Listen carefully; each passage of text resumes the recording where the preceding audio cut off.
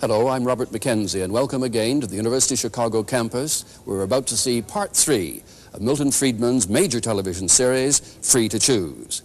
What has emerged so far is that Dr. Friedman believes passionately that when people pursue their own economic self-interest, then in the long run, everyone is better off. That's why also he's so strongly opposed to government controls. Indeed, he believes America is hardly a free country because of the extent of government intervention in the economic lives of the people. Now, in this program, he traces how all this developed, from the crash of 1929, the Great Depression of the 1930s, and the legacy they both left.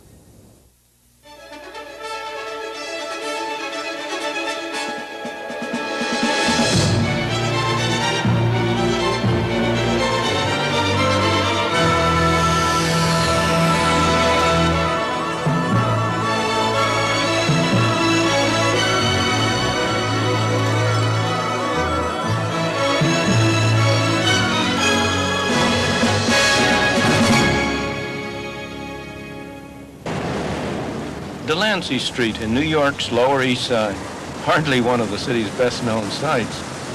Yet what happened in this street nearly 50 years ago continues to affect all of us today.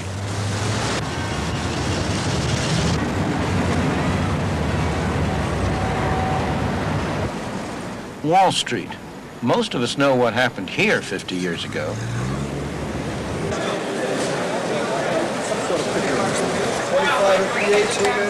Inside the stock exchange, on October 29, 1929, the market collapsed. It came to be known as Black Thursday. The Wall Street crash was followed by the worst depression in American history. That depression has been blamed on the failure of capitalism. It was no such thing, but the myth lives on. What really happened was very different. Although things looked healthy on the surface, business had begun to turn down in mid-1929. The crash intensified the recession. So did continuing bank failures in the South and Midwest. But the recession only became a crisis when these failures spread to New York, and in particular to this building, then the headquarters of the Bank of the United States. The failure of this bank had far-reaching effects, and it need never have happened. It was something of a historical accident that this particular bank played the role it did. Why did it fail? It was a perfectly good bank. Banks that were in far worse financial shape had come under difficulties before it did, and had, through the cooperation of other banks, been saved. The reason why it wasn't saved has to do with its rather special character. First, its name, Bank of United States. A name that made immigrants believe it was an official governmental bank, although in fact it was an ordinary commercial bank. Second, its ownership, Jewish. Both its name and the character of its ownership, which had so much to do with attracting a large number of depositors from the many Jewish businessmen in the city of New York. Both of them also had the effect of alienating other bankers who did not like the special advantage of the name and did not like the character of the ownership. As a result, other banks were all too ready to spread rumors, to help promote an atmosphere in which runs got started on the bank, in which it came into difficulty. And they were less than usually willing to cooperate in the efforts that were made to save it. Only a few blocks away is the Federal Reserve Bank of New York. It was here that the Bank of the United States could have been saved. Indeed, the Federal Reserve System had been set up 17 years earlier, precisely to prevent the worst consequences of bank failures.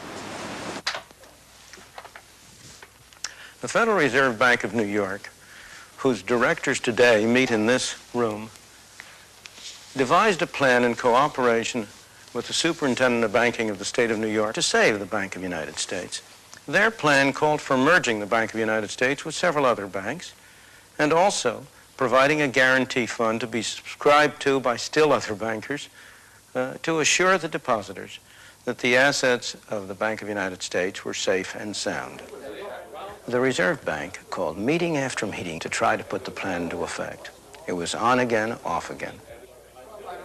But finally, After an all-night meeting on December 10th, 1930, the other bankers, including in particular John Pierpont Morgan, refused to subscribe to the guarantee fund, and the plan was off. The next day, the Bank of the United States closed its doors, never again to open for business. For its depositors, who saw their savings tied up and their businesses destroyed, the closing was tragic. Yet when the bank was finally liquidated, in the worst years of the Depression, it paid back 92.5 cents on the dollar. Had the other banks cooperated to save it, no one would have lost a penny. For the other New York banks, they thought that closing the Bank of the United States would have purely local effects. They were wrong. Partly because it had so many depositors. Partly because so many of the depositors were small businessmen. Partly because it was the largest bank that had ever been permitted to fail in the United States up to this time. The effects were far-reaching. Depositors all over the country were frightened about the safety of their funds and rushed to withdraw them. There were runs, there were failures of banks by the droves. And all the time, the Federal Reserve System stood idly by when it had the power and the duty and the responsibility to provide the cash that would have enabled the banks to meet the insistent demands of their depositors without closing their doors.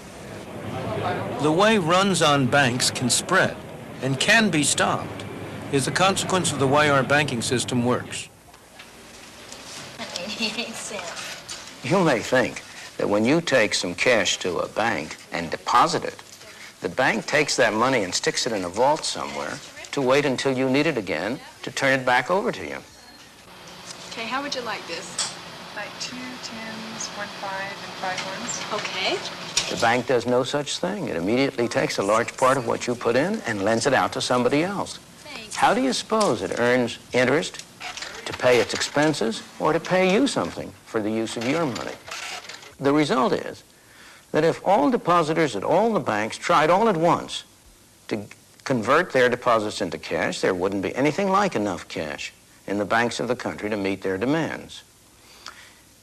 In order to prevent such an outcome, in order to cut short a run, it's necessary to have some way either to stop people from asking for it or to have some additional source from which cash can be obtained. That was intended to be the purpose of the Federal Reserve System. It was to provide the additional cash to meet the demands of depositors when a run arose. A classic example of how this system could and did work properly can be found over 2,000 miles from New York, near the Great Salt Lake in Utah. In the early 30s, some banks in Salt Lake City and surrounding towns began to get into difficulties.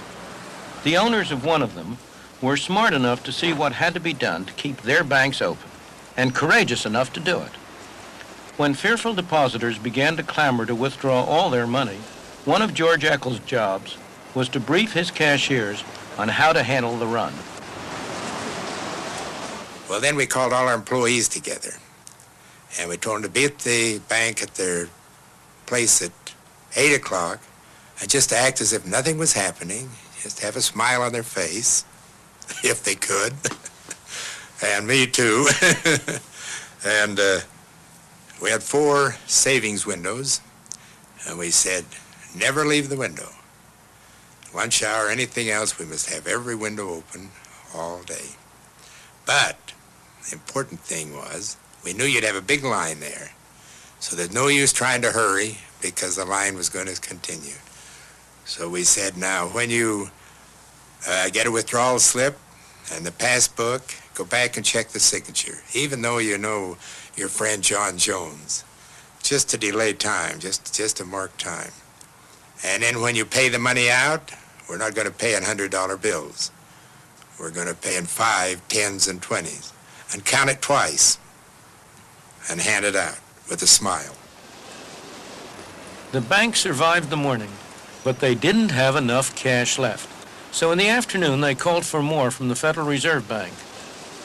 So the Federal Reserve sent up the armored car 2 big sacks full of currency was brought in by the guard, crowded through the crowd. And the assistant manager, Morgan Kraft, came in also.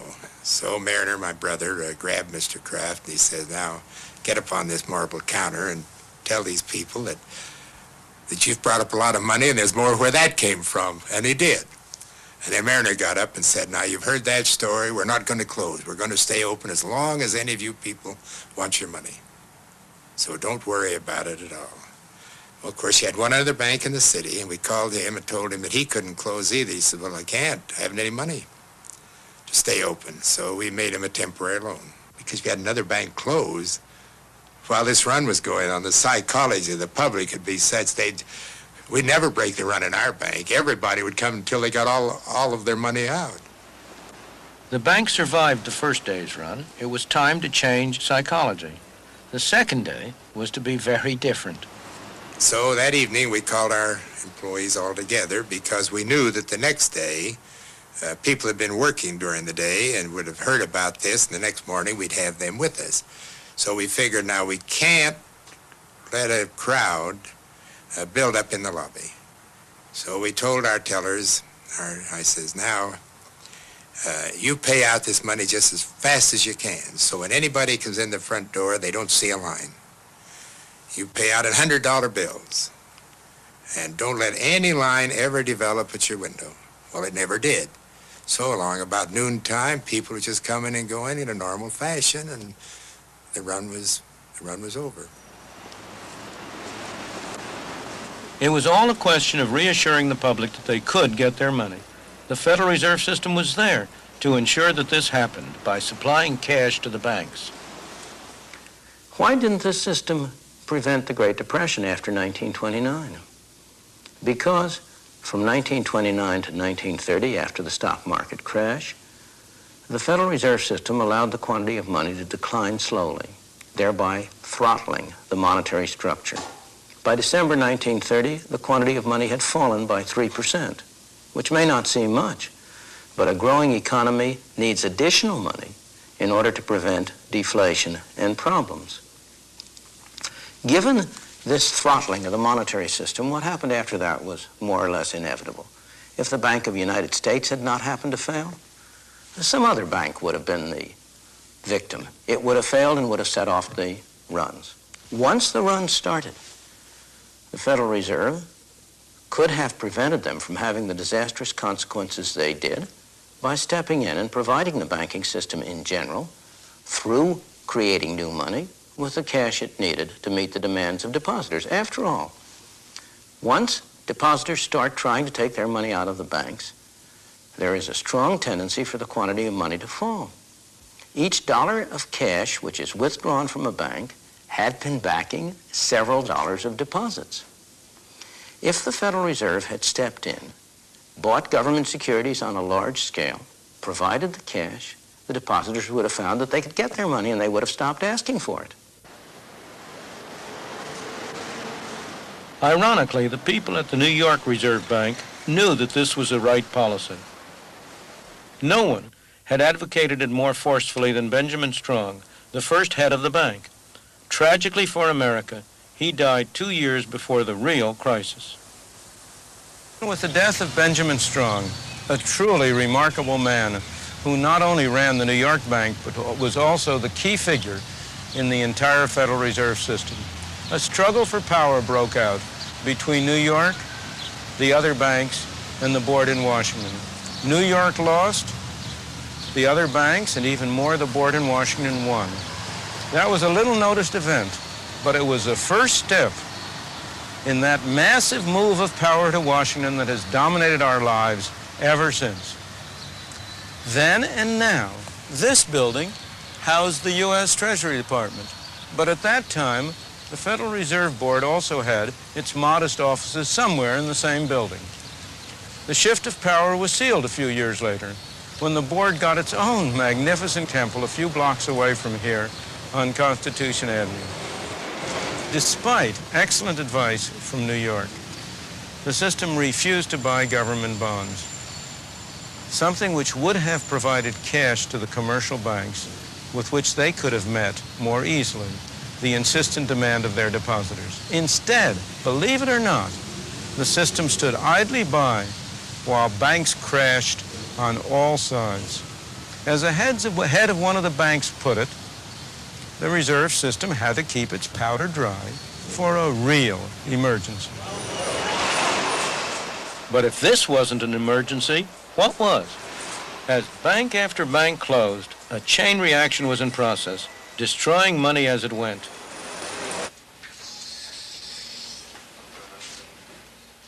It's a process that even today, few bankers understand. If you ask an individual banker whether he creates money, he'll look at you as if you're mad. Of course not. He'll say, I don't create money. All I do is I accept deposits from my customers. I put a little of that deposit in the vault as a reserve, and I lend the rest out. I don't create money. From the point of view of the economist, the situation is very different. As I've explained earlier, most of the deposits on the books of banks were put there by an accountant's pen. But that simple fact is concealed from the individual banker because it doesn't happen here inside the bank. It happens as a result of the transactions between banks. As the men who ran the Federal Reserve knew very well, it happens when money loaned by one bank is deposited in another bank, to be loaned out yet again. In the Depression, the process was working in reverse. The banks were destroying money. Nonetheless, the Federal Reserve let it happen. The end result was that by the time the whole sorry episode was over, by 1933, the quantity of money in the United States had gone down by a third. The slow throttling had turned into strangulation. For every $3 of currency and deposits that people had had in 1929, only $2 were left. For every 3 banks that were open in 1929, in 1933, only 2 were left. The terrible depression that followed was a direct result of bungling by the Federal Reserve System.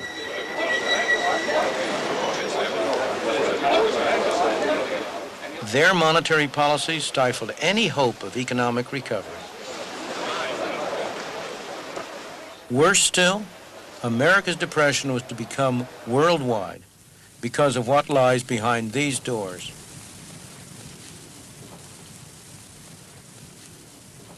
This is the vault of the Federal Reserve Bank of New York.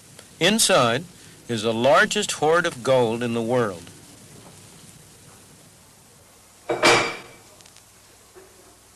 Because the world was on a gold standard in 1929, these vaults, where the U.S. gold was stored, provide an excellent test of where the Depression originated.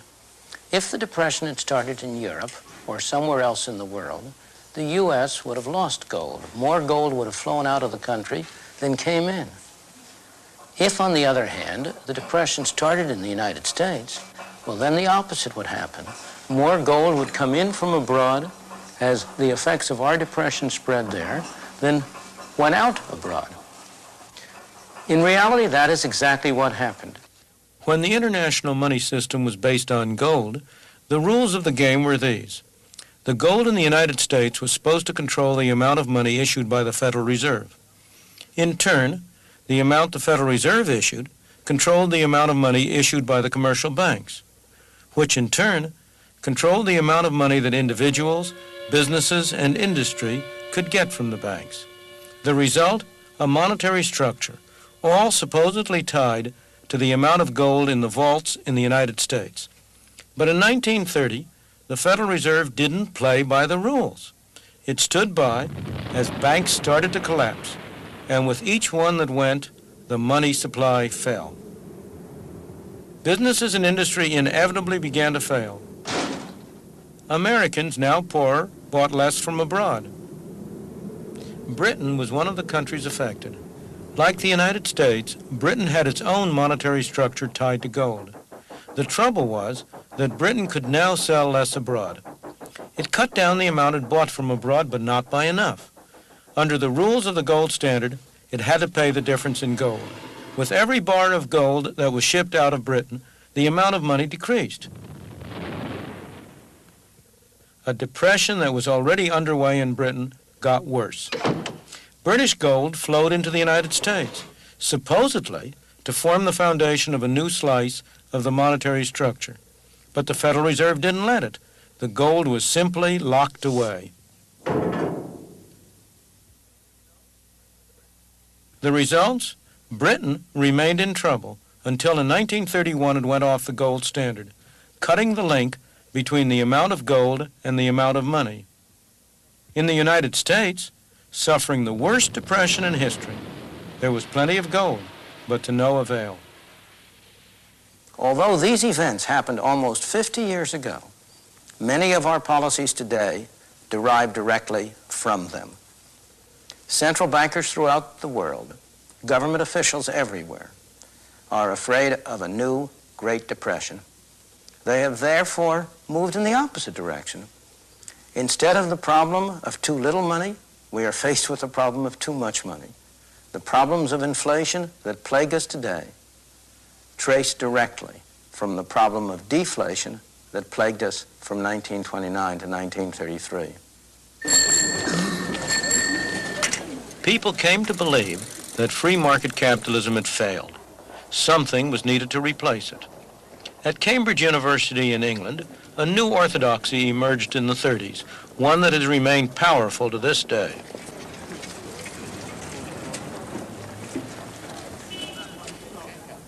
It owes its influence to the brilliance of one man. John Maynard Keynes was unquestionably one of the greatest economists of all time. Like other economists of his generation, he found the Great Depression both a paradox and a challenge. It was a paradox because it seemed to contradict some of the fundamental principles that economists had come to take for granted. Keynes rose to the challenge by constructing a complex and sophisticated hypothesis which not only explained what had been going on, but also offered a way out, a way to end the Great Depression and to avoid similar episodes in the future. The core of his theory was that what happened to the quantity of money didn't matter.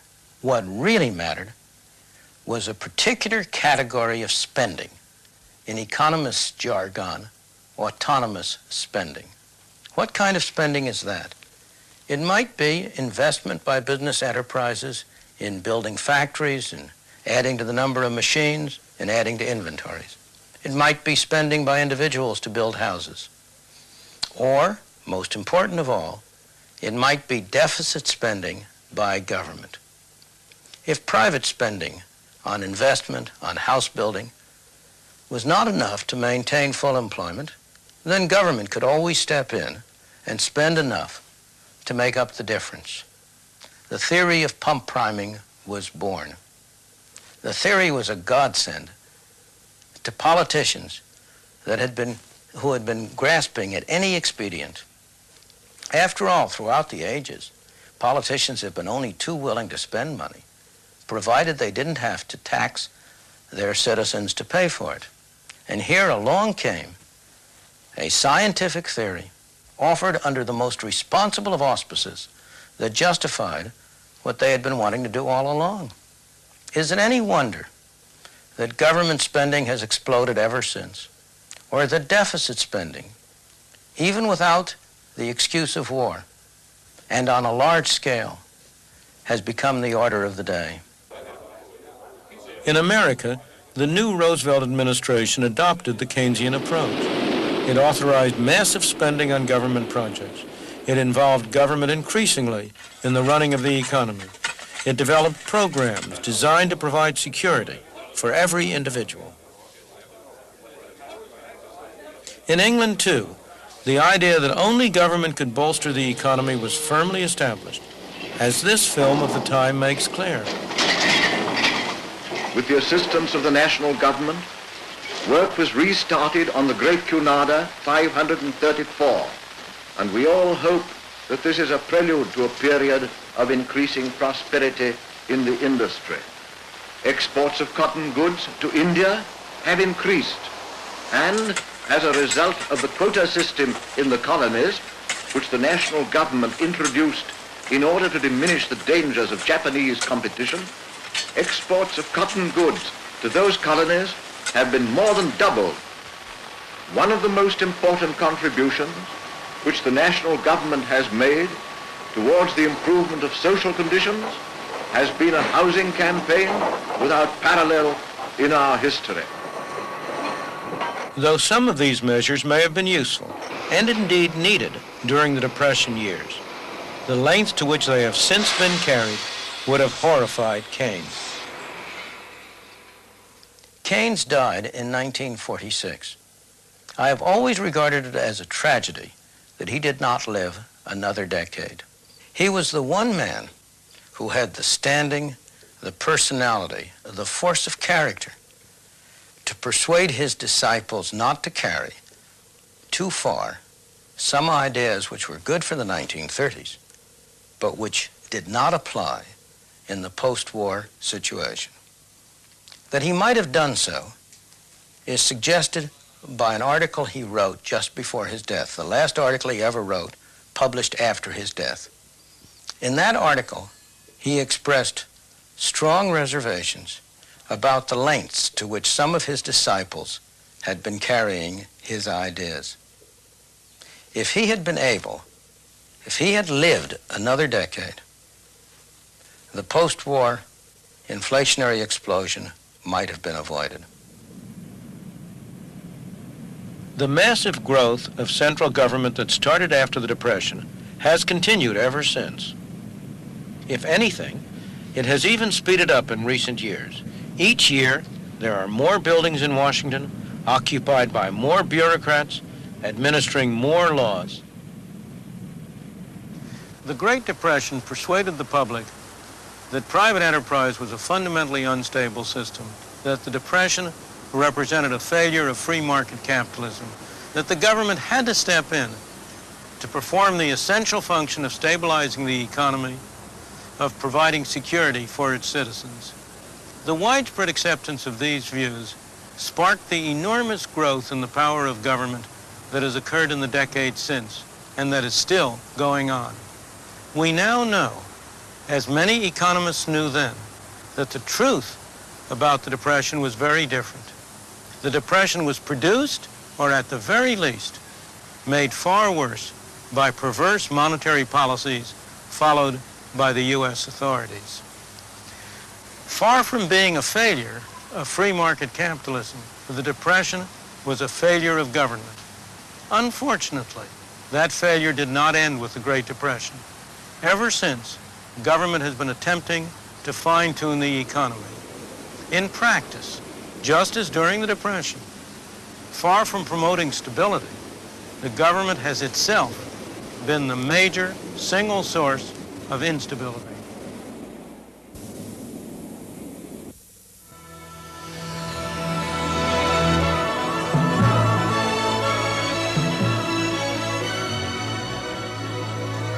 And now we join the invited guests here at the University of Chicago as they discuss Friedman's interpretation of those events and their implications for today. The 1929 crash, the succeeding calamities, were not the first of their kind. Capitalism has been subject to severe depressions since the beginning of the Industrial Revolution. This was the first time, however, government tried to intervene seriously. It did it very badly. The lesson I would draw is a very simple one. Government is unavoidable. The expectations of the public are proper. Government ought to do better. Oddly enough, government did do better until very, very recently, until I would say October 1973 even. Government did reasonably well in fulfilling the expectations of the public.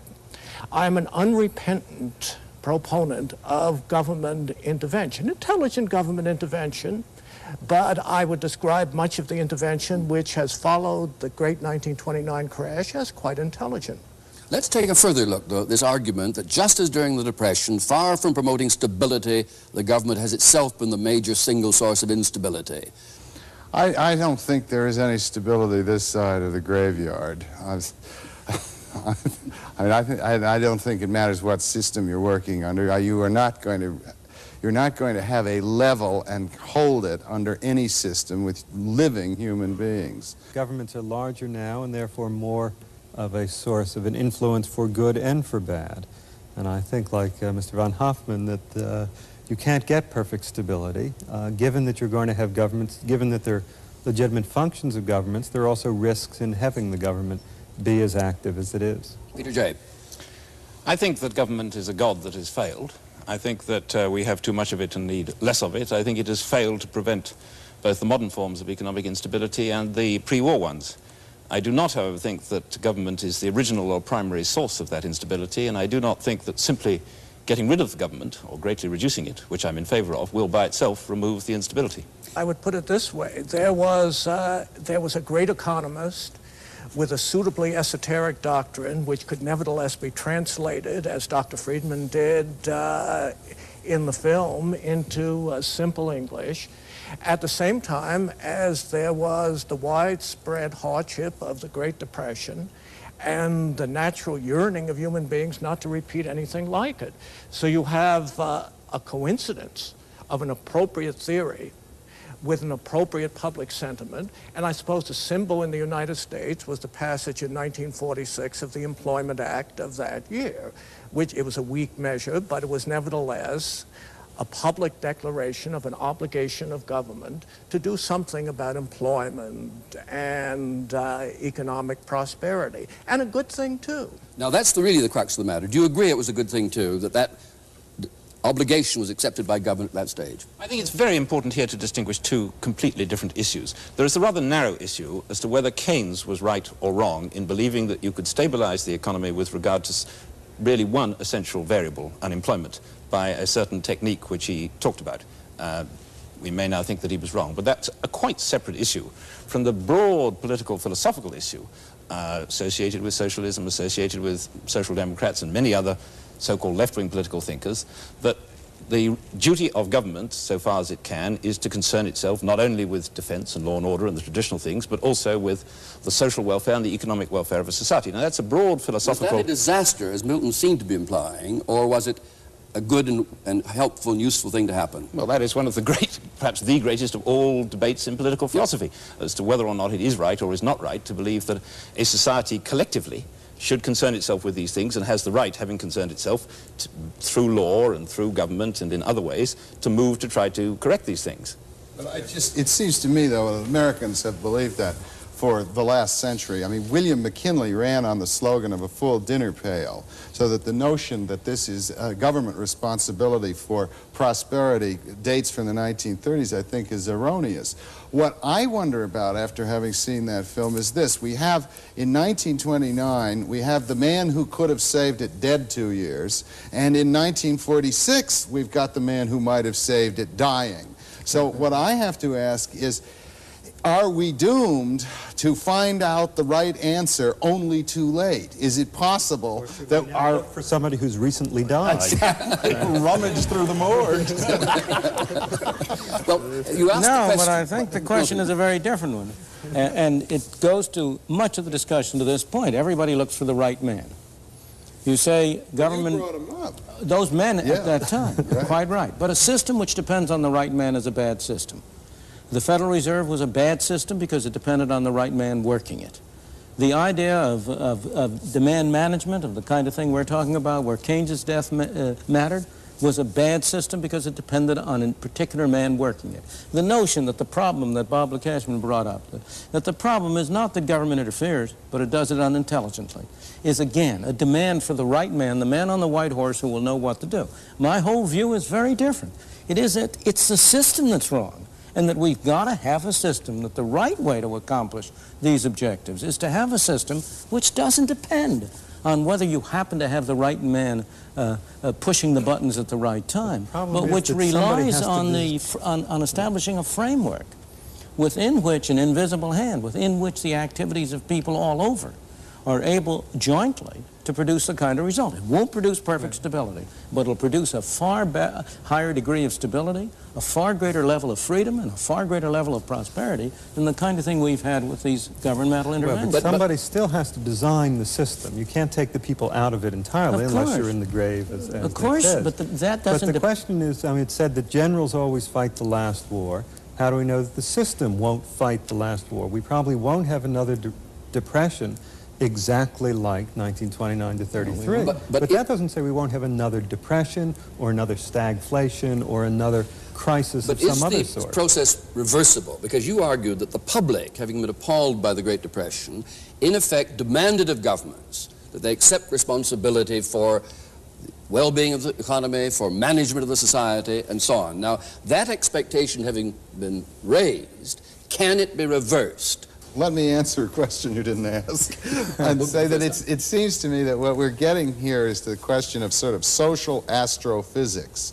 And that is, do we have an unseen hand, or are we on the war star where we are trying to design a computer that is going to take care of the navigation of this thing? In other words, it seems to me that that's our central question. Is there a mechanism that you can put right in the center of the spaceship that will operate regardless of who is the captain on the quarterdeck at any one moment in time? I don't think that's an economic question. I think that's a question that goes to religion. Ah, well, that's not on our agenda, actually. I boldly repeat the question, though. The expectation having been raised in the public mind, can you reverse this process where government is expected to produce the happy result? Oh, no way. And it would be very foolish of the public, which is on the whole more sensible than academics, to come to this conclusion. They look around them. What do they see? They see a whole collection of visible hands attached to Exxon, other large corporations. These are not small, independent competitors jostling with each other for the patronage of the public. These are large organizations with substantial influence on their markets. Government's interference, clumsy as it often is an almost unavoidable response to the very visible manipulations of large organizations. If there's, again, you're an academic, we're talking about fact and history. Now, the history is that the growth of government has not been as a result of the things you're pointing out. It isn't the large corporations, it isn't the large unions, it isn't the technological development that has produced the major growth of government. The major growth of government in our time has come in the redistributive area. It's come in the area of designing programs which take from some people and give to others. We're not going to go into those here because we discuss those in our next two programs, which deal with exactly the question of whether the government intervention that was stimulated by the Great Depression has been a success or a failure.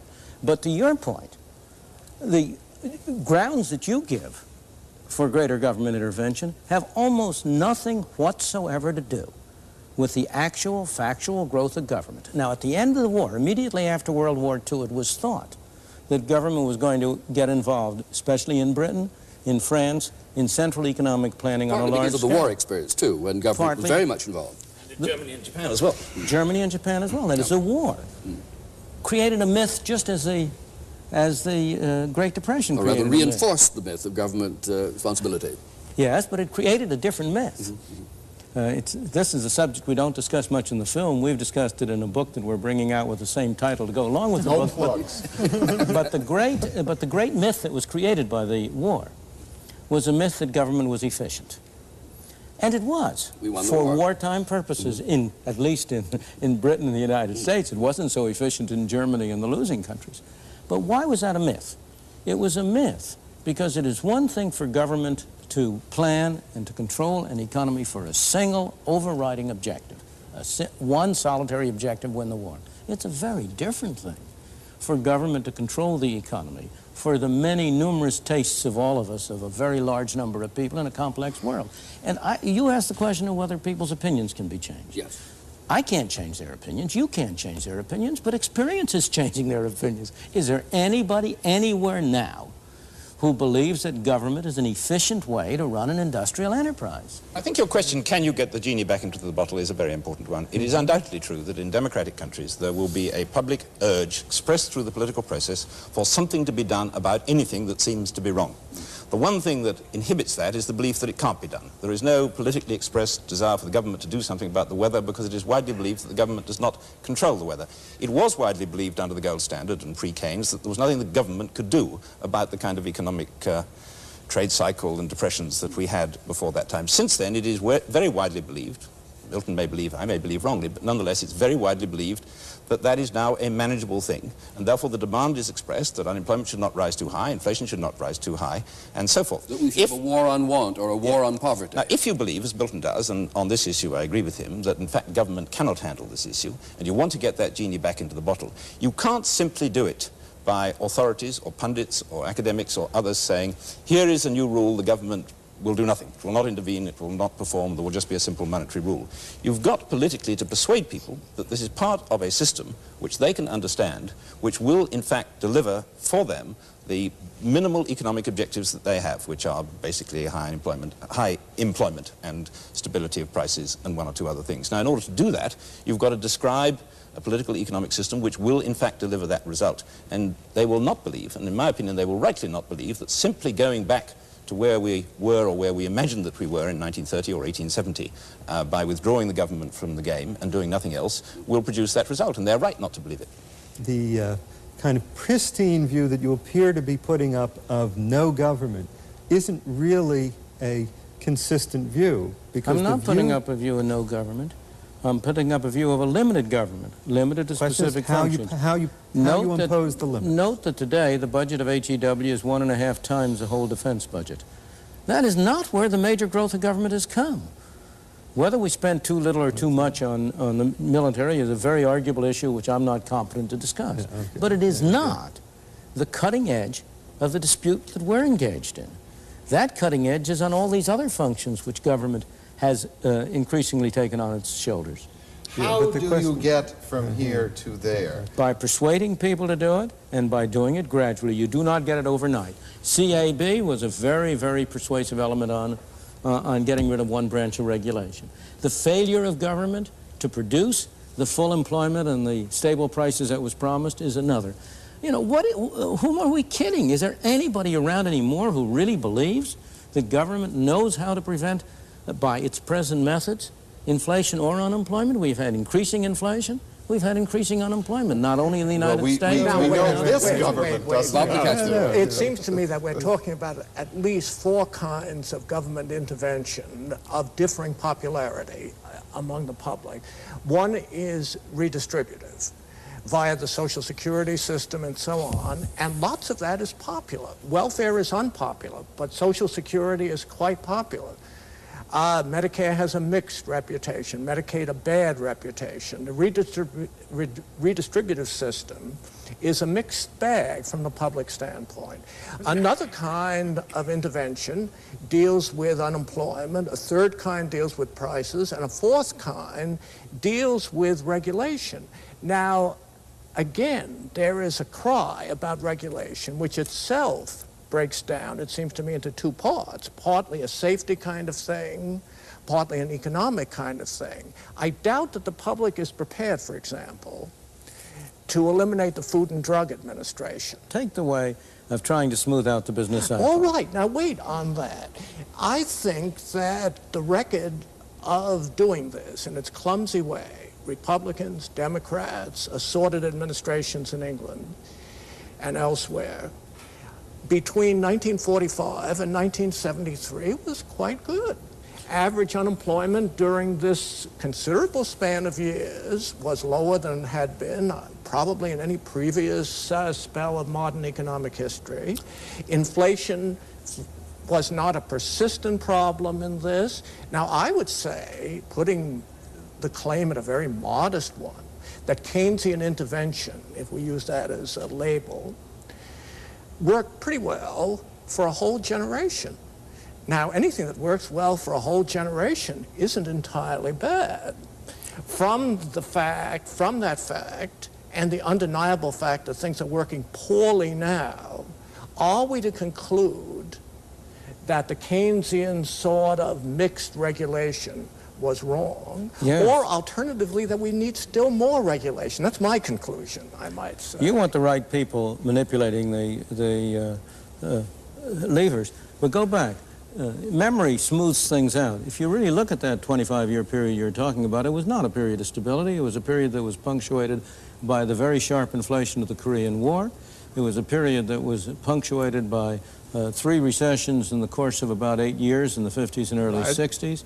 It was a period in which you had inflation really starting to go from creeping to running in the latter 60s. It was a period which laid the groundwork for the kind of situation in which we are now, where you have both higher unemployment and higher inflation. It was I mean, there were these movements, as we say, but they weren't the movements like the 1930s. There was a recession in 58. Yes, we all called it a recession. We all worried about it and so on, but it was a small thing, little potatoes. The same thing was true in earlier periods between the Great Depressions. If you take the area between the Great Depression in the United States of the 1870s and the 1890s, again, you had a period like that. If you take it between the Great Depression of the 1890s and World War I, with one minor exception, it was similar to that. So that what you have, and this is a historical fact, is that except for the Great Depressions, all of which are linked to monetary collapses and to governmental involvement, in the interim period, the society has been reasonably stable. Have we reached a stage, incidentally, where we need not again see anything like the Great Depression? You say recessions, yes, but it bears no relationship to what we knew in the 30s. Have we solved that problem now? People are deeply... No, I don't think we have, because I think the seeds of it remain there. I don't agree with Professor Lukachman that everything was, I don't want to misparaphrase him, but did pretty well until 1973 and it suddenly all went wrong. It seems to me that the seeds of the subsequent instability, stagflation, were there before, that each time round the economic cycle, inflation went a little faster. Each time round the economic cycle, unemployment tended to be a bit higher. But this brings me to what is my disagreement with Professor Friedman. I agree with him that government has failed to correct, and is bound to fail to correct, that instability. I do not agree with him that it is the root cause of that instability, or that simply removing or containing the government will remove that instability. Because his constitution, and I agree with all the things he wants to put into it, but I want to put more into it, leaves big capital entirely free to operate. Now, he doesn't mind that. In response to big capital, you are bound to get, as a simple natural reaction, big labor. He doesn't mind that. He's quite happy with that. But my contention is that once you have big labor, you have a way of setting rewards in society, not only by trade unions, but through all sorts of other processes whereby groups get together in order to exploit the political process and legal rights and to protect themselves from competition, in which inevitably people set rewards above what economists call the market clearing price for labor, i.e. they set levels of reward which make it impossible that everybody should be employed. You therefore have a built-in tendency to high unemployment. If governments react to that on the Keynesian pattern by trying to inject spending which will enable these people to be employed, then I agree with Professor Friedman that all you get is faster and faster inflation, and that, if you like, is caused by the government. But the government is a proximate cause of an original instability that is already there. And there's nothing in Professor Friedman's constitution which would correct that inherent, if you like, contradiction or flaw in classical Western political economy. Do you deny, Peter, I want to ask just one question of Peter. Do you deny that big government plays a large part in the rise of big capital and big labor? I think they're interactive. I once said big capital causes big labor, causes big government, causes big failure. And that is the tragic story, in my opinion, of the 20th century. We have to unravel that. If you start that route with big government, will it be wrong? Big government causes big capital, causes big labor, causes big failure. I don't think historically that's what's happened. But you and I are agreed we don't want big government. That's right. What we're disagreed about is what else we need. I think something is seriously wrong with a beautiful system which develops this big, clumsy, aggressive government, huge corporations with more influence over their markets than is desirable from the standpoint of free competitive theory, trade unions, which, at least according to some opinions, have a similarly malignant influence on their markets. There must be something radically flawed with the capitalist system which allows these institutional developments. This doesn't alarm me because I'm a socialist, but I would readily... There must be something radically wrong with the socialist philosophy which allows the much worse developments that have occurred wherever there has been any real significant attempt to put a thoroughgoing socialism into practice. Socialism is a word of many meanings. No, I think we might easily get into a quite separate debate. Right. I think it's possible to note in passing that they may both be right, that conventional capitalism, conventional socialism as conceived in the 20th century are both wrong, and that the polarization of the debate between those simple two alternatives greatly impoverishes the real range of political economic choices which modern societies have. But what has happened? Over and over again, one claim after another for the kind of socialism, this kind of socialism or that kind of socialism, has turned to ashes. And each time, the answer has come, oh, well, it was a wrong brand of socialism that was adopted, or the wrong people were running it. But you're saying an argument yourself, Milton. No, I'm not. The Federal Reserve in 1929 failed to do the right thing. It was the wrong brand of capitalism. It was a wrong brand, absolutely, but what I'm saying is something different. I can at least point to examples in history of systems, of capitalist systems, in which the government had a fairly limited role, not my ideal government, many things doing many things I would not want it to do. But I'm going to point to such examples of long stretches of history in which have been relatively successful, where the major achievements of humankind, not merely in economics, but in all other areas, have largely arisen.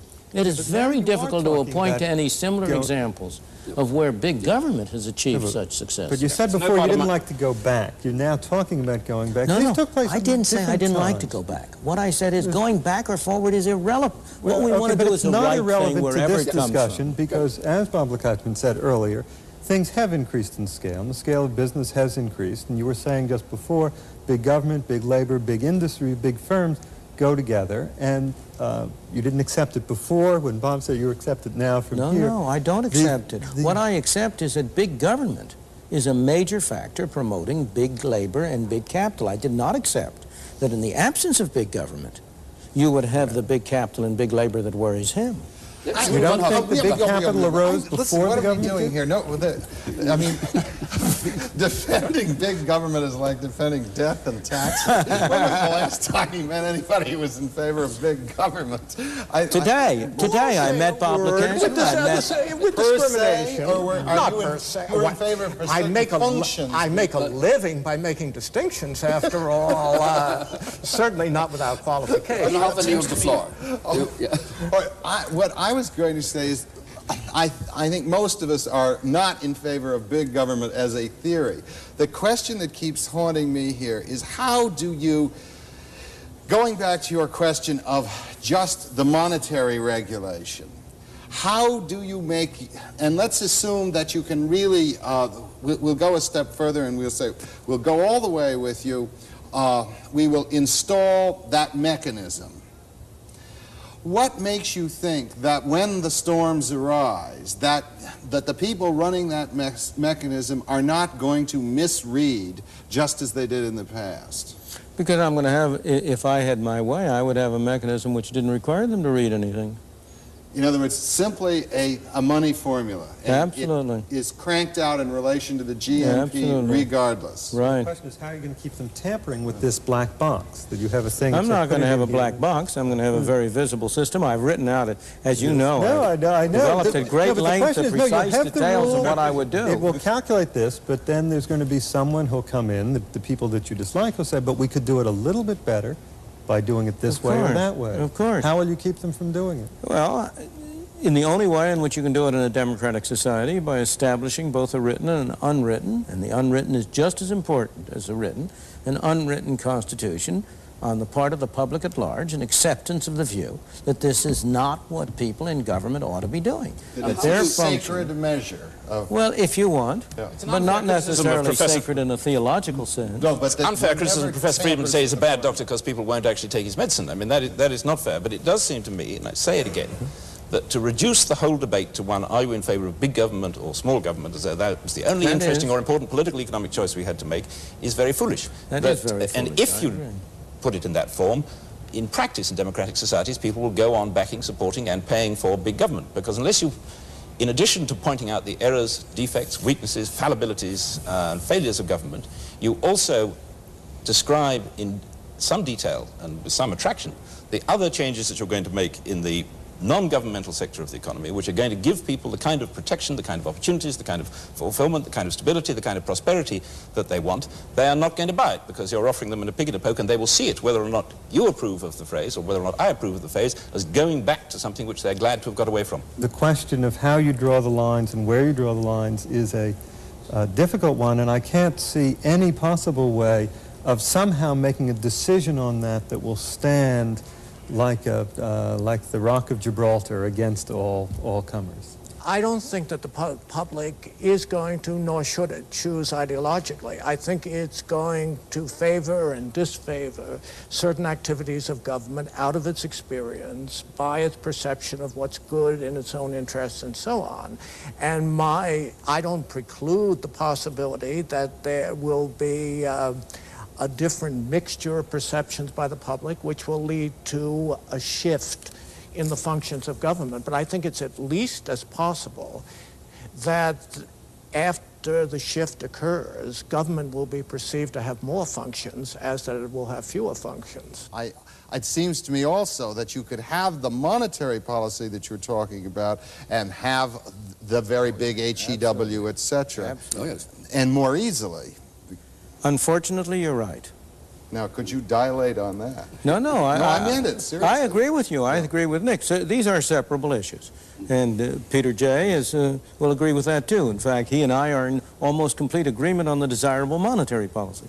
Where we differ is on these other policies. And there is certainly no doubt that you could have an essentially automatic stabilizing monetary policy of the kind which I've suggested, of a fixed rate of monetary growth, no discretionary intervention for cyclical purposes, and at the same time have a very big government on HEW, have all sorts of regulation, have tariffs and all other things. With respect to Peter J.'s more general statement, it's impossible not to agree with his statement because it concentrates on objectives and not on means. And the real issue has to do with means. What are the most appropriate and effective means which will give people the greatest assurance? You can't give them certainty, but the greatest assurance that they will have a reasonably stable society with opportunity for themselves. There we must end the discussion for this week, and we hope you'll join us again in the next edition of Free to Choose. Of course.